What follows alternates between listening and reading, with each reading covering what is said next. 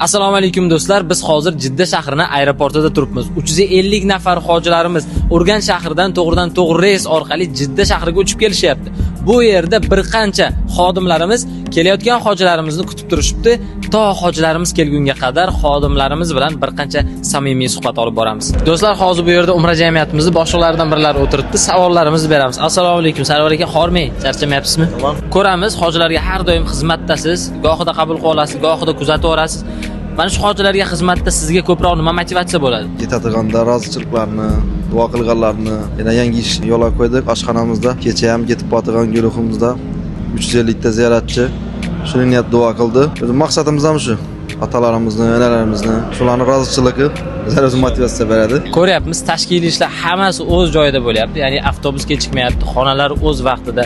Bu xizmatlarda charchamaslikda sizga nima motivatsiya beradi ko'proq? Avvalo mana alhamdulillah bizga Alloh taolo bu ishni berdi.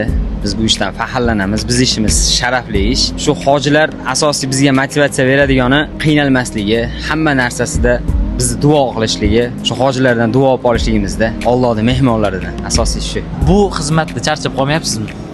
Alhamdulillah bu xizmatda charchaganimiz yo'q, chunki faxrlanamiz. Sababi Payg'ambarimiz sollallohu alayhi vasallam zamonalarida sahobalar kelayotgan hojilarga va umraga kelayotgan umrachilarga xizmat qilishlikka talashgan. Bu biz uchun faxr.